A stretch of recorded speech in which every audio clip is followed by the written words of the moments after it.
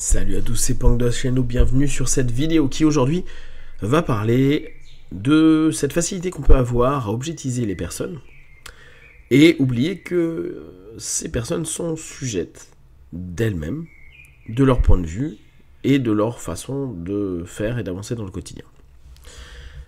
Comme je vous le disais, je regarde pas mal de vidéos sur les mouvements masculinistes et ce que je trouve assez intéressant, c'est qu'il y a un présupposé dans leur milieu qui est de dire que les femmes aujourd'hui ne valent pas les femmes traditionnelles d'avant, qui présupposaient une notion de soumission. L'homme avait son rôle, la femme avait son rôle de rester à la maison et s'occuper de la famille. Et à partir de là, que la femme moderne, libre, c'est moins ok, parce qu'elle est libre de son corps. Donc là, je ne vais pas revenir trop dessus, mais ils ont tout un point de vue sur le nombre d'hommes avec lequel la femme a pu coucher, ce qui s'appelle les body count. Et dans cette notion-là, la femme qui ne répond pas à un ensemble de critères ne sert à rien, ils vont la mépriser. D'accord ? Comme aujourd'hui, la femme va se sentir libre d'être ce qu'elle a envie et de se comporter comme elle veut, elles vont automatiquement toucher les désirs des hommes, et en l'occurrence d'un groupe d'hommes qui ne vont pas réussir à communiquer avec, ou obtenir un retour attendu par l'homme, c'est-à-dire sortir avec, coucher avec, se marier avec, fréquenter, vivre des trucs ensemble. À partir du moment où il y a cette frustration-là, à partir du moment où la femme est sujet de sa propre vie et donc elle a la possibilité de dire oui, non, et de ne pas se soumettre à une relation ou à un rapport qui peut se construire, il peut y avoir plusieurs rencontres, rendez-vous, etc. Et puis au bout du compte, ça se fait pas. Les masculins peuvent avoir cette sensation de se dire je fais plein d'efforts et malgré tous mes efforts, j'investis dans mon physique, j'investis dans mon boulot, j'ai de l'argent, etc. Je suis dénigré par la femme parce que je n'obtiens pas un plan cul ou une relation. Première chose importante, et ça revient à ce que je vous disais hier ou avant-hier, un des éléments clés dans le rapport à l'autre et dans le rapport qu'on va avoir dans notre quotidien au monde, c'est l'introspection et de se rendre compte que les gens peuvent nous apprécier ou pas nous apprécier, peuvent nous objectiser par moment, nous utiliser, mais attention, passer une soirée avec une femme et passer un bon moment, ça peut être aussi une objectisation d'un côté comme de l'autre, juste pour ce bon moment-là. On objectise tous, au quotidien, que ce soit des collègues, des amis, de la famille, etc.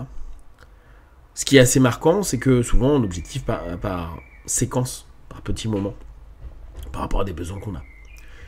Dans la communauté des masculins, on a plus l'impression que c'est devenu un discours dominant qui est la femme est un objet. C'est un investissement qui doit vous ramener un ROI, c'est-à-dire un retour sur investissement. Il y a à avoir des critères à désirer, et si elle ne répond pas à des critères, c'est qu'à ce moment-là, elle n'est pas un objet valable à prendre en compte. D'où l'émergence vraiment des tradwives, la réémergence des tradwives américaines. Beaucoup de podcasts aux US, masculins, sont très à mettre en avant les femmes traditionnelles américaines, officiellement, qui vont être religieuses, qui n'ont couché avec personne et qui vont se soumettre à l'homme. Dans cette notion-là, les célibataires involontaires, les incels, ou ceux qui sont vraiment dans la frustration de j'ai pas réussi à coucher avec, vont souvent se plier à ce que vont dire des communautés et surtout des gourous, j'exagère, mais des professeurs, des personnes qui sont des leaders de la communauté, qui vont ne cesser d'enseigner ou de propager l'idée, de suggérer que c'est de la faute des femmes si les hommes sont dans ce qu'eux vont appeler de la misère sexuelle. Et que, pour plein de raisons, ils ne peuvent pas avoir de femmes parce que ils ont créé un ensemble de critères. C'est pas des tchads, c'est-à-dire pas des mecs super beaux, riches, etc., etc. Et que les femmes vont ne chercher qu'un certain type d'hommes, qui vont nommer les alphas. Et que dès lors, il faut soit devenir un alpha, soit avoir des stratégies pour que elles puissent se faire séduire par l'homme que l'on est au travers de, comme je vous dis, de tricks, de petites stratégies, de tactiques, pour obtenir ce qui est voulu.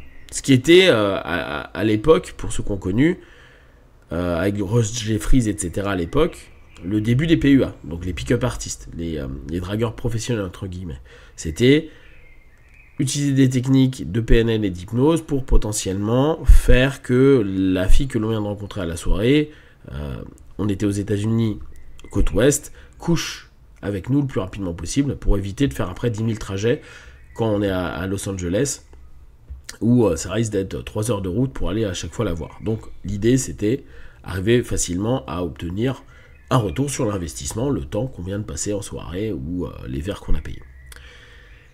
Le problème que l'on a, c'est qu'à partir du moment où on commence à objectiviser quelqu'un, là en l'occurrence la femme, mais on peut tous se remettre ça nous dans notre quotidien, quel est le rapport qu'on va créer? Quelle va être la communication qu'on va avoir? Si j'estime que la personne en face de moi est juste un objet, donc qui répond à des critères qui vont être équivalents à une voiture, j'attends une carrosserie, j'attends un moteur, j'attends des performances, j'attends plein de choses, j'investis du temps, de l'argent. Donc il serait quoi? Des rendez-vous, des restaurants, des moments, des instants, des messages, de l'attention. Et j'attends que j'ai un retour qui m'est favorable. Ce qu'on fait avec un objet, hein, j'ai économisé, j'achète ma voiture, si elle n'a pas de problème, bah, elle est à moi tout le temps, jusqu'à ce que je la revende ou que je la casse. Sauf que, à partir du moment où je crée une relation avec quelqu'un où je le considère comme un objet, ma manière de me comporter, ma manière de parler, mes échanges vont être automatiquement basés sur le fait que je n'attends rien d'autre que un ROI de base que j'estime automatique. On a fait une soirée ensemble, ça s'est bien placé, on a un peu flirté. Logiquement, rapidement, tu devrais coucher avec moi, sinon il y a un truc qui déconne. Ou tu devrais t'engager dans une relation longue avec moi. Sauf que, et là je le rappelle, on n'est pas des objets, on est des sujets. Et si le rapport que l'on a ne prend pas en compte le fait qu'en face il y a un sujet, ça risque d'être compliqué, et dans notre forme de communication, et dans nos rapports comportementaux avec. Et comme je vous le disais précédemment, ça peut toucher l'ego, parce qu'à partir du moment où le sujet est libre, ce qui est quand même un plus, il peut rejeter, et dès lors, remise en question de ce que l'on est, nous, et ou de ce que l'on a mis en place. Et là, les leaders de ces groupes-là vont dire, c'est parce que vous avez été trop gentil, c'est parce que vous avez payé des choses, c'est parce que, en gros, si nous on sort de ce monde-là, le cadre et l'attente, j'aimerais une relation X ou Y, n'a pas été clairement défini dès le départ, parce que souvent, il y a la peur d'aller demander simplement les choses, de peur de se faire jeter en l'air, de façon claire. Donc il y a un ensemble d'éléments qu'on nomme la séduction, qui est une séduction, donc l'investissement, pour avoir potentiellement ce qu'on veut, mais en pensant que l'autre est un objet. Or, la personne peut à un moment ou à un autre se dire « Ah, c'est cool ce que je suis en train de vivre là », mais pas attendre plus. Et ça, c'est assez compliqué. Bien définir ce que l'on attend des personnes en prenant en compte que les personnes en face de nous sont des sujets et pas des objets, c'est hyper important pour mettre en place une stratégie de communication, un objectif à notre communication, et une façon de se comporter qui peut créer un rapport plus ou moins positif, plus ou moins intime avec l'autre. Si vous avez des questions et des remarques, vous les partagez sur Facebook, YouTube, j'y répondrai le plus rapidement possible comme d'habitude de tout ce que je propose. Ne prenez que ce qui est bon et juste pour vous tester, observer, analyser et conclure. Be one, ciao.